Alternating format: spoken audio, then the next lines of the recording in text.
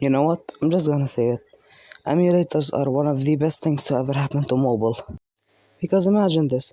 Let's say you wanna play Super Mario 64 as in the background. But for some reason you can't because, well, you're poor, but you do have a phone. What do? You download an emulator.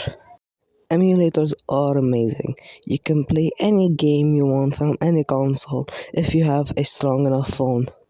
And can you really complain about it? A lot of people are poor around the world, so what do they want to do if they want to play a console game? They're gonna have to resort to an emulator. Sure, that might cost the game company a lot of money, but what are you supposed to do, Mike? As you can see in the background, I am playing Super Mario 64, yes, but I could also be playing Kirby and the Crystal Shards, Doom 64, whatever. Heck, I could also be playing Super Smash Bros. The original. And that is with just this emulator. Imagine what I could do with all the other emulators, all the Nintendo Switch emulators, the Wii emulators. And they're not just linked to the Nintendo.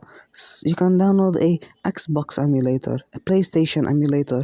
You can do whatever you want with emulators. And that's not even their beauty. Their beauty is you can also play multiplayer.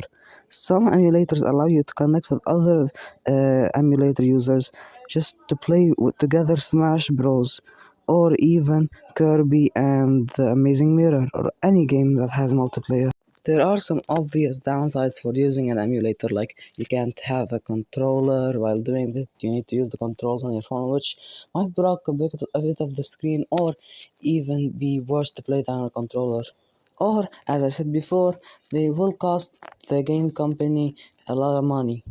And you will need a stronger phone to play one of the stronger consoles and the games on it. But you can't really complain at the end of the day.